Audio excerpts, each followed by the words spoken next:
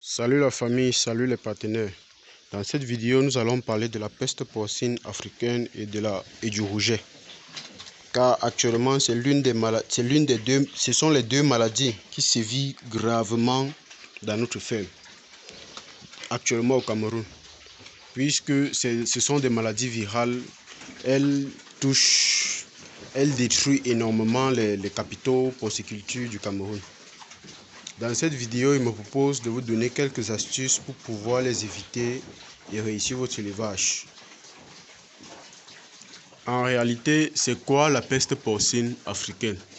C'est une maladie virale qui touche essentiellement les porcs et les phacochères, c'est-à-dire les porcs domestiques et les phacochères. Elle sévit gravement dans notre pays actuellement. Elle commence par des signes cliniques, des diarrhées, souvent des taches violettes sur le porc, des taches un peu particulières, violettes, rouges sur le porc.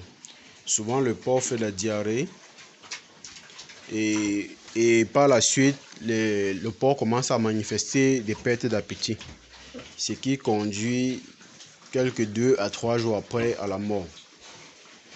Et ici chez nous au Cameroun, nous les éleveurs, la majorité des temps, nous sommes très malins. Nous ne voulons pas perdre notre investissement, ce qui fait que on vend ces porcs sur le marché, ce qui favorise le développement de la peste porcine africaine. Nous allons maintenant parler du rouget. Le rouget généralement est confondu à la peste porcine africaine puisqu'ils ont semblablement les mêmes signes. Le rouget, quant à lui, il a typiquement quelques signes de la peste porcine africaine, c'est-à-dire tout ce qui a été cité avant. Et en plus, l'animal a tendance à avoir une marche tributante. Elle a tendance à danser. Les pattes, apparemment, les pattes lui font mal. Et elle n'a pas eu de déboîtement, elle n'a rien eu. Subitement, vous commencez à constater que ces porcs ont des marches tributantes. Ils ont tendance à avoir mal aux pieds. En laboratoire, ce rouget est possible d'être soigné puisqu'elle est d'origine plus bactérienne que virale. Parce que certains laboratoires disent qu'elle est bactérienne, certains laboratoires disent qu'elle est virale. C'est pour ça qu'ils ont essayé de sortir un certain médicament, l'oxytétracycline 20%, qui peut remédier à ce problème, et aussi souvent de la pénicilline G qui résout aussi ce problème de rouget. Lorsque vous constatez que vos porcs ont des signes de rouget, si vous le constatez bien avant qu'elle ne soit gravement atteinte, vous pouvez faire quelque chose.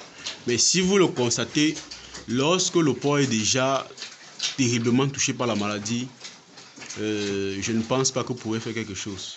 Là, il se fera déjà trop tard. Même si vous administrez le traitement, il ne va qu'accélérer la mort subite de l'animal. Dans cette vidéo, je vais vous donner une astuce très importante. Mais ça sera à la fin de la vidéo. Je vais vous donner une astuce très importante que les éleveurs cachent. Et que nous, les éleveurs, c'est comme une pépite d'or pour nous. Et à la fin de la vidéo, vous aurez cette astuce. Restez jusqu'à la fin, abonnez-vous, likez, partagez, parce que c'est grâce à ça que ça va m'encourager à faire plus de vidéos, mieux de vidéos, expliquer de plus en plus dans les détails, si vous voulez. Et n'hésitez pas à poser vos questions dans les commentaires, parce que plus vous posez vos questions, plus ça me donne un guide de vidéos que je peux faire pour mieux vous satisfaire. Et elle est amplement gratuite. Elle est gratuite. Donc n'hésitez pas à poser vos questions et liker, partager pour que quelqu'un d'autre en bénéficie. Depuis 2016 que j'ai commencé mon élevage, avec le temps, parce que dès lors que j'ai commencé cet élevage, la première année surtout, il y a eu tellement de maladies dans ma zone, ici dans le Mongo. Ce qui fait que ça m'a déjà attiré l'attention et ça m'a mis en préparatif. Pourquoi à chaque année, beaucoup de personnes souffrent de la peste du rouget confondue à la peste porcine. Pourquoi chaque année les éleveurs souffrent de cette maladie? Et par la suite, j'ai compris que ce sont les éleveurs eux-mêmes qui cherchent la maladie avec la torche. Ce sont les éleveurs eux-mêmes qui cherchent la maladie avec la torche. Je vais m'expliquer. Vous savez que la peste porcine, le rouget dont on parle, elle touche une partie des éleveurs et laisse d'autres. Cela veut bien dire que ces éleveurs qui sont touchés par le rouget savent bien ce qu'ils font pour pouvoir avoir cette maladie. Puisque si elle était aussi virale qu'il y paraît et qu'on le dit qu'il n'y a pas de traitement et tout ça, c'est que chaque année, ils ne devraient même pas avoir un porc. C'est que chaque année, on devrait importer les porcs de l'Europe peut-être ou des pays qui n'ont pas souvent cette maladie pour pouvoir ramener ici. Mais ce n'est pas le cas. Vous constatez bien avec nous que chaque année, d'aucuns pleurent la peste, d'aucuns pleurent le rouget, d'aucuns pleurent la peste porcine, mais ce n'est pas tout le monde qui en souffre. Vous pouvez bien convenir avec moi que cette maladie, elle est essentiellement provoquée généralement par les éleveurs, inconsciemment et involontairement. Et pour ça, il faut bien connaître les causes de la maladie. Il faut connaître vraiment les causes de la maladie pour pouvoir éviter cette maladie-là. Si vous ne connaissez pas véritablement les causes, vous allez passer toute votre vie à accuser les marabouts, les voisins, tout ça là, et vous ne saurez pas vraiment ce qui se passe. Bien sûr qu'il y a une contagion par voie directe avec le virus, c'est-à-dire par des objets souillés, par l'être humain lui-même, par des aliments souillés. Vous pouvez bien constater qu'il y a tous ces paramètres-là et vous pouvez bien tous les éviter. Je vais vous conter une petite histoire qui m'est arrivée. Dans les années 2017, j'avais un ami qui faisait dans la Bresse de porc. Et entre-temps, il faisait le porc, il a constaté qu'il avait un manque de capital, il était en difficulté. Il est venu me voir, il a pris un porc pour aller nourrir ses bêtes. Bon, excusez-moi plutôt. Il a pris un porc pour aller abattre et vendre pour essayer de se ressaisir avant que quelque temps après il me le rembourse. Il a pris ce porc, il allait abattu, il a commencé à vendre. Je réclame l'argent, il ne donne pas. Qu'est-ce que j'ai fait pour pouvoir récupérer cet argent? Parce que j'ai constaté que mon ami était malheureusement malhonnête. Et ce que j'ai pu faire pour récupérer cet argent va pouvoir vous surprendre. Parce qu'en cette période, c'était terriblement, la peste porcine avait déjà commencé à sévir. Là, le rouget, autant pour moi, avait commencé à sévir gravement. Il y avait tellement de porcs malades dehors. Et moi, comme je savais que je n'ai pas peur de cette maladie parce que je connais effectivement tout ce qu'il faut pour pouvoir éviter cette maladie, je n'ai pas hésité à prendre la viande qu'il avait sur le comptoir pour compenser cet argent. Après beaucoup de discussions, je n'ai pas pu faire autrement. J'étais obligé de prendre cette viande pour pouvoir compenser cet argent. Et jusqu'aujourd'hui même, l'argent n'est même pas fini. Jusqu'aujourd'hui, il n'a pas pu finir. Mais après cette expérience, j'ai compris que le rouget du porc, la peste porcine africaine, ce sont des maladies qu'on peut très bien les éviter, même en mangeant de la viande de porc provenant d'autres élevages. On peut très bien les éviter parce que je peux dire au moins pendant 1 mois et demi, j'ai mangé de la viande de porc tous les jours pendant la peste. Tous les jours. Et je n'ai pas eu de problème chez moi. J'ai constaté que c'est nous-mêmes c'est après ça que je me suis rendu compte que c'est nous-mêmes qui créons la maladie dans nos fermes. Et après cela, j'ai compris que la viande du porc, si nous consommons même de la viande du porc malade, elle n'a pas un lien direct avec les animaux. Pour pouvoir éviter cette maladie, il faut connaître les causes réelles de la maladie et pouvoir les éviter.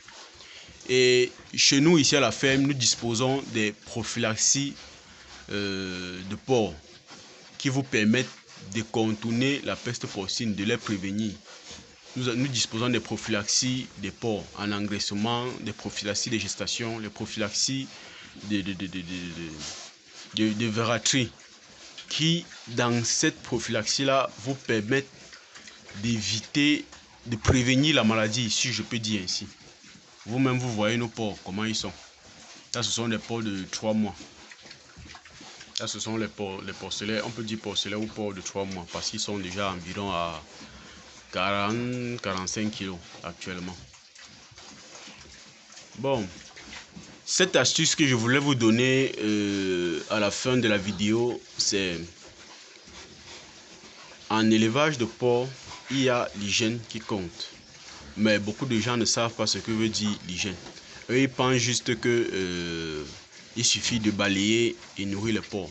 Il faut savoir que dans cette hygiène, il y a même la façon de donner l'aliment au porc. Il y a même la façon de donner l'aliment au porc. Si vous prenez des aliments et que vous mettez à disposition des porcs et qu'ils urinent à l'intérieur, ils défèquent à l'intérieur, forcément en mangeant ces aliments, l'animal n'aura pas un état de santé optimal.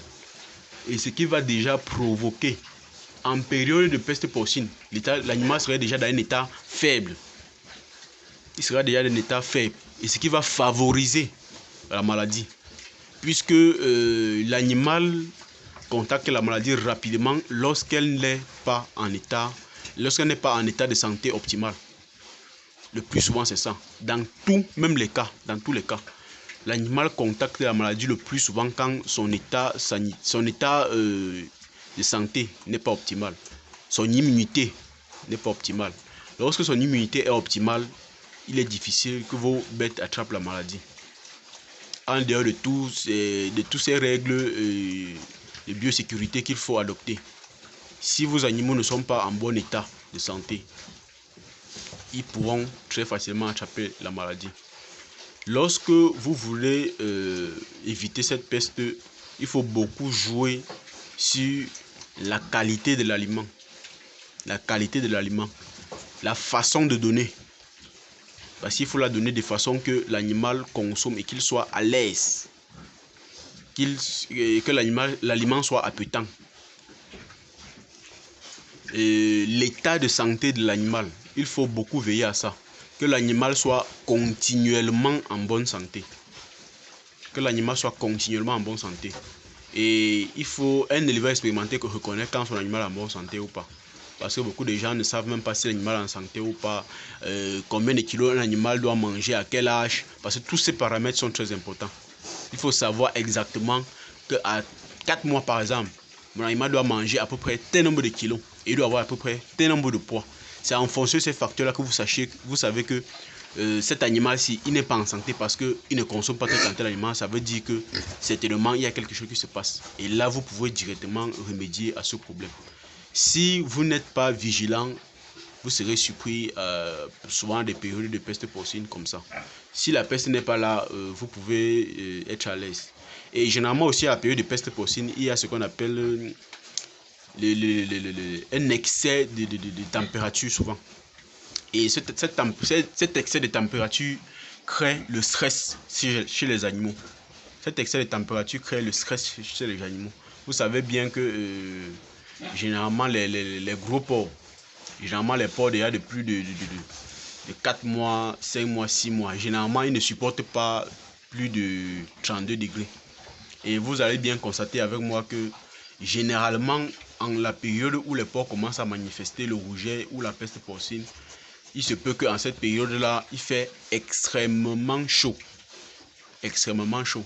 Et tout cet ensemble de mauvaise alimentation, mauvaise qualité de l'aliment, stress de la chaleur, tous ces ingrédients-là peuvent favoriser la maladie. Tous ces ingrédients-là peuvent favoriser la maladie. Et dans les commentaires, dites-moi ce que vous en pensez. Posez votre question et je vous propose des prophylaxies très bonnes pour éviter, pour prévenir déjà la peste porcine. les prophylaxies en médicaments, les prophylaxies en alimentation, et les prophylaxies de gestation, les prophylaxies de verruterie, les prophylaxies d'engraissement. Et avec moi ou sur cette plateforme, vous allez réussir votre élevage. À plus les partenaires, nous sommes ensemble.